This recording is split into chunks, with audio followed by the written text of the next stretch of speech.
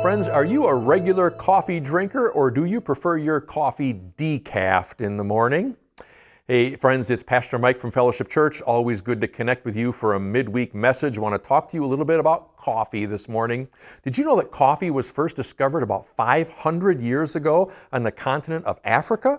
It was discovered by some animal herders, tenders, who were out in the plain. They discovered that you could pick this little berry, roast it, grind it, pour hot water over it, and create a beverage out of it that gave them a bit of a kick. I don't know who was the first person to actually drink that concoction, must have done it on a dare, but since then, friends, coffee has become a worldwide sensation. Starbucks and a number of other people selling this stuff.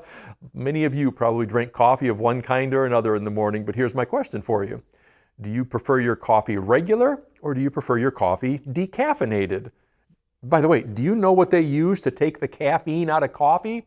They use a chemical called methylene chloride. It has another name called formaldehyde. Formaldehyde is the same stuff we used to pickle animals in high school biology class. How's that? Of course, there's very trace amounts of formaldehyde in decaf coffee, but that's what they use to take the caffeine out. But many of you probably drink either regular or decaf in the morning. Maybe you just like the taste. Maybe you like that little kick that comes from the regular coffee. Here's why I bring that up to you today. It's the world that we live in is a world under duress.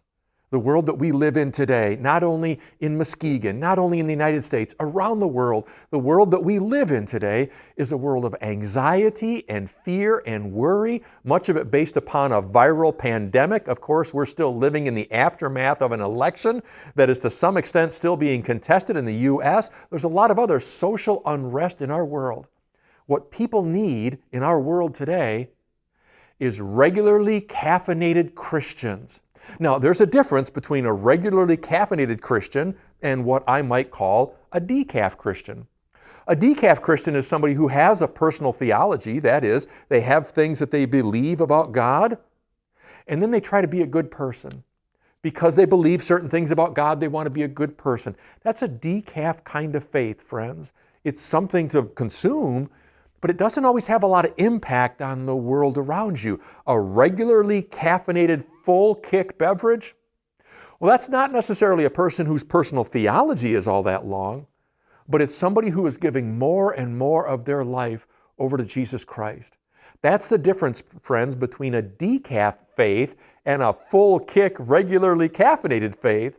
It's how much of your life belongs to Jesus Christ.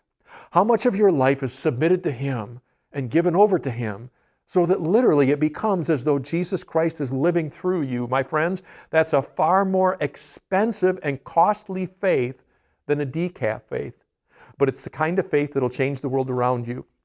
It's the kind of faith that functions differently when the world around us goes a little bit nuts, and that's where we are today. So friends, is your faith a decaf kind of faith? Or would you say that your faith is a given over to Christ, regularly caffeinated, full kick beverage kind of faith? Because that's the kind of faith that our world needs today. And only you can answer the question as to whether you're decaf or regular. Friends, I hope that you are continuing to take care of yourself and your family as we all look forward to Christmas and that special holiday. I hope that the Lord is very present in your life and that you're taking good care of yourselves. Please stay safe. Take care. God bless. Bye-bye.